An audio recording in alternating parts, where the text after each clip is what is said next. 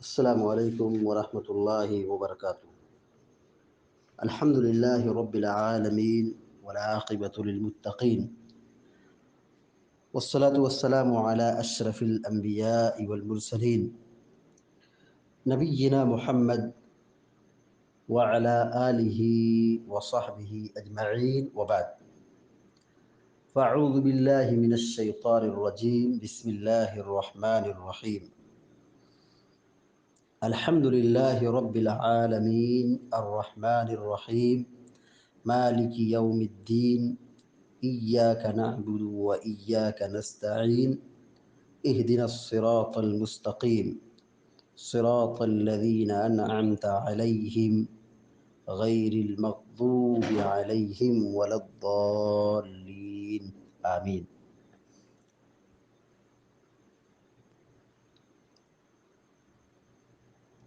کل کے درس میں اہدنا الصراط المستقیم کی تفسیر بیان کی گئی تھی،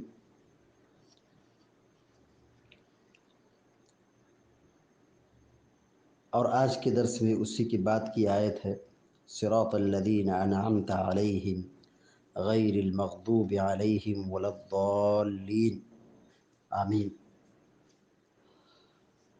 صراط مستقیم کی تفسیر میں مفسرین قرآن بہت ساری باتیں بیان کی ہیں۔ مشہور مفسر قرآن شیخ عبد الرحمن بن ناصر السعدی رحمہ اللہ لکھتے ہیں کہ صراط مستقیم سے مراد وہ واضح راستہ ہے جو اللہ تعالیٰ اور اس کی جنت تک پہنچاتا ہے۔ یہ معرفت حق اور اس پر عمل پیرا ہونے کا نام ہے۔ بس اس راستے کی طرف رہنمائی فرما اور اس راستے میں ہمیں اپنی رہنمائی سے نواز، یعنی جو اللہ کا راستہ ہے جو جنت کی طرف پہنچاتا ہے، اس کی معرفت، اس کے بارے میں جانکاری حاصل کرنا اور پھر اس راستے پہ جم جانا، یہ ہے صراط مستقیم۔ اللہ رب العالمین نے صراط مستقیم کے بعد فرماتا ہے صراط الذین انعمت علیہم، وہ سیدھا راستہ۔ صراط کہتے ہیں راستے کو جو کشادہ ہو، جو سیدھا ہو، واضح ہو، صراط مستقیم اسی کو کہا جاتا ہے۔ صراط الذین انعمت علیہم، وہ سیدھا راستہ جس پر تو نے انعام کیا، الذین انعمت علیہم، جس پر تو نے انعام کیا ہے، اس راستے پر ہمیں چلا۔ جن پر انعام ہوا وہ کون لوگ ہیں؟ اللہ رب العالمین نے سورۃ النساء کے اندر فرمایا فَأُولَئِكَ مَعَ الَّذِينَ أَنْعَمَ اللَّهُ عَلَيْهِمْ مِنَ النَّبِيِّينَ وَالصِّدِّيقِينَ وَالشُّهَدَاءِ وَالصَّالِحِينَ وَحَسُنَ أُولَئِكَ رَفِيقًا۔ یہ وہ لوگ ہیں جن کے اوپر اللہ نے انعام کیا ہے، نبیوں میں سے، صدیقین میں سے، شہداء میں سے، نیک لوگوں میں سے۔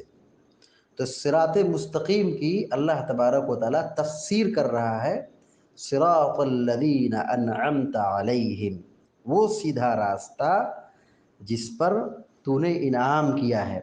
انعام کن پر کیا ہے؟ نبیوں پر، رسولوں پر، شہداء پر، صالحین پر۔ تو یہ سارے کے سارے لوگ صراط مستقیم کی پیروی کرتے تھے۔ اللہ رب العالمین نے آگے فرمایا غیر المغضوب علیہم ولا الضالین، وہ راستہ نہیں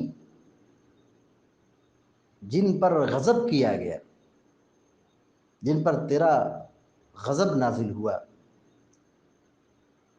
ولا الضالین، اور نہ وہ لوگ جو لوگ گمراہ ہیں۔ ان دونوں کے راستوں سے ہمیں بچا۔ یعنی وہ راستہ ہمیں دے، وہ راستہ ہمیں نواز، اس راستے کی توفیق دے، اس راستے پہ چلا جس پر تیرا انعام ہی ہے، نبیوں کا راستہ ہے، صالحین کا راستہ ہے، نیک لوگوں کا راستہ ہے، شہداء کا راستہ ہے۔ ان راستوں پر ہمیں ثابت قدم رکھ، اور بقیہ وہ راستہ جن پر تیرا قہر نازل ہوا ہے، تیرا غضب نازل ہوا ہے، اور جو لوگ گمراہ ہو چکے ہیں، ایسے راستے سے ہماری حفاظت فرما۔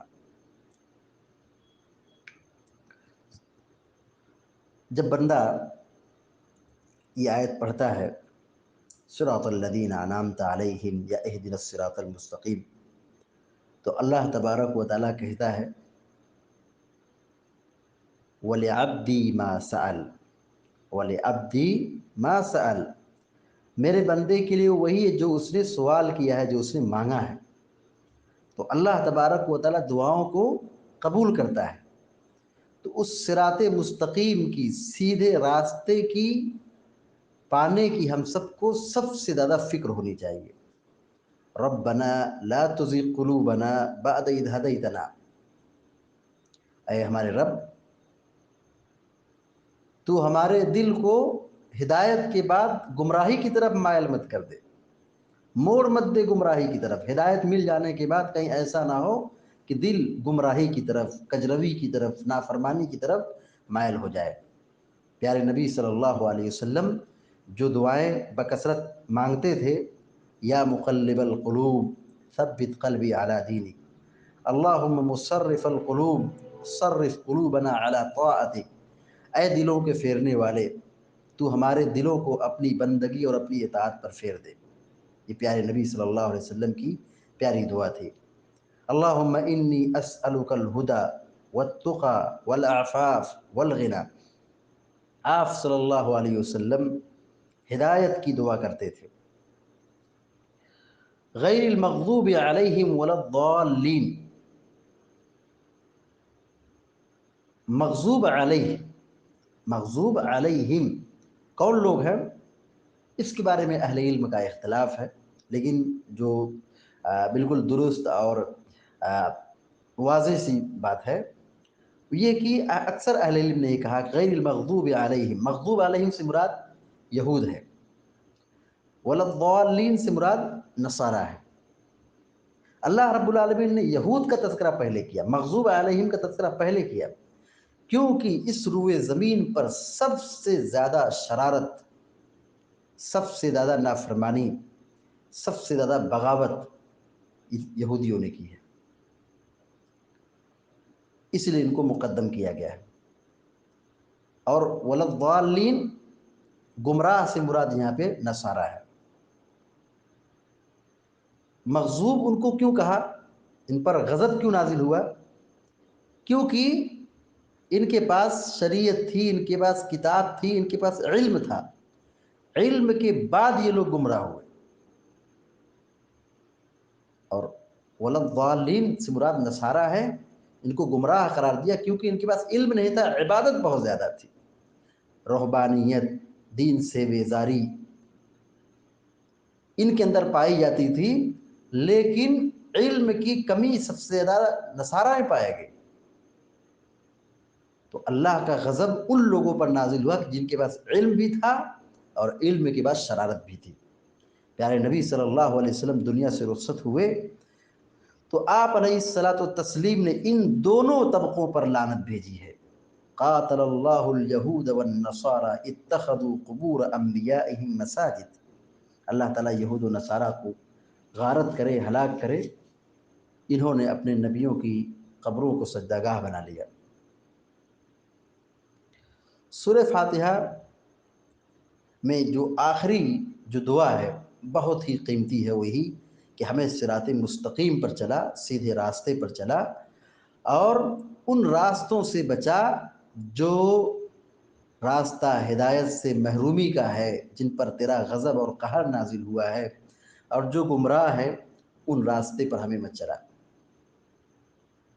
شیطان نے، ابلیس نے اللہ رب العالمین سے یہی دعا کی تھی کہ مجھے مہلت دے کہ میں تیرے بندے کو گمراہ کروں، اور اللہ رب العالمین نے کہا تجھے مہلت دے دی گئی، انک من المنظرین، قال فبما اغویتنی لاقعدن لهم صراطک المستقیم ثم لآتینہم من بین ایدیہم ومن خلفہم وعن ایمانہم وعن شمائلہم ولا تجد اکثرہم شاکرین۔ اللہ رب العالمین ابلیس کا واقعہ یہاں پہ ذکر فرمایا ہے کہ ابلیس نے یہ کہا کہ میں تیرے بندوں کو گمراہ کرنے کے لیے صراط مستقیم پر آؤں گا، صراط مستقیم پر آ کے کھڑا ہو جاؤں گا اور ان کو وہاں سے بھٹکاؤں گا۔ جو سیدھا راستہ ہے، جو توحید کا راستہ ہے، ایمان کا راستہ ہے، جنت کا راستہ ہے، اسلام کا راستہ ہے، اسی اسلام کے راستے میں بیٹھ کر تیرے بندے کو برباد کروں گا، گمراہ کروں گا۔ ثم لآتینہم من بین ایدیہم، سامنے سے آؤں گا، ومن خلفہم، اور ان کے پیچھے سے ان کے پاس آؤں گا، وعن ایمانہم وعن شمائلہم، ان کے دائیں اور بائیں سے آؤں گا، یعنی ہر طرف سے میں تیرے بندے کو گمراہ کرنے کی بھرپور کوشش کروں گا، ان کو بہکاؤں گا۔ اللہ رب العالمین کی اس مبارک سورت کے خاتمے پر شریعت نے ہمیں آمین کہنے کی تعلیم دی ہے۔ اللہ کے نبی صلی اللہ علیہ وسلم، سنن ابو داؤد کی روایت ہے کہ کان رسول اللہ صلی اللہ علیہ وسلم اذا قرأ ولا الضالین قال آمین ورفع بها صوتہ، کہ جب آپ صلی اللہ علیہ وسلم نماز میں سورہ فاتحہ پڑھتے تھے اور جب سورہ فاتحہ مکمل کرتے تھے تو آپ آمین کہتے تھے اور آمین پر اپنی آواز کو بلند کرتے تھے۔ تو اہل علم نے یہ کہا کہ یہاں سورہ فاتحہ کے اختتام پر آمین لکھا تو نہیں جاتا ہے لیکن پڑھا جاتا ہے، یعنی پڑھنا چاہیے، کیونکہ آمین کا مطلب یہ ہوا، یہ دعائیہ کلمہ ہے جس کا معنی ہوتا ہے کہ اللہم، اس کا معنی ہوتا ہے تو قبول کر لے، اس کا معنی ہوتا ہے تو قبول کر لے۔ اللہ کے نبی صلی اللہ علیہ وسلم کی بہت ساری احادیث میں آمین کی فضیلت اور آمین کے بلند آواز سے کہنے کی تاکید ملتی ہے، لہٰذا اس سنت کو زندہ کرنا چاہیے۔ اللہ تبارک و تعالی اس آمین کے کہنے سے محبت کرتا ہے۔ ابو داؤد شریف کی روایت ہے کہ اللہ کے نبی صلی اللہ علیہ وسلم نے فرمایا کہ اذا صلیتم فاقیموا صفوفکم، جب تم نماز پڑھو تو اپنی صفوں کو درست کر لو، ثم لیؤمکم احدکم، تم میں سے جو امامت کا مستحق ہے، جو بڑا ہے، وہ امامت کرے، فَإِذَا كَبَّرَ فَكَبِّرُوا، جب امام اللہ اکبر کہے تم بھی اللہ اکبر کہو، وَإِذَا قَرَأَ عَلَيْهِمْ غَيْرِ الْمَغْضُوبِ عَلَيْهِمْ وَلَا الضَّالِّينَ، جب امام اس آیت کی تلاوت کریں، سورہ فاتحہ کا آخری حصہ پڑھے، فَقُولُوا آمین، تو تم بھی آمین کہو، يُحِبُّكُمُ اللَّهُ، اللہ تم سے محبت کرے گا۔ پیارے نبی صلی اللہ علیہ وسلم نے فرمایا اذا امن الامام فامنوا، جب امام نماز میں آمین کہے تو تم فامنوا، تم بھی آمین کہو، فانه من وافق تامینه تامین الملائکہ غفر له ما تقدم من ذنبه، اس لیے کہ جب جو شخص آمین کہتا ہے اور اس کی آمین فرشتوں کی آمین پر کے موافقت کھا جاتی ہے تو اللہ تعالیٰ اس کے سارے گناہوں کو معاف کر، اس کے سارے گناہ معاف ہو جاتے ہیں۔ اسی طریقے سے امام بخاری رحمہ اللہ نے اپنی کتاب میں، اپنی صحیح میں یہ مسئلہ بالکل واضح کیا ہے، باب ہے باب جہر الامام بالتأمین، بلند آواز سے آمین کہنے کا بیان، بلند آواز سے آمین کہنے کا تذکرہ۔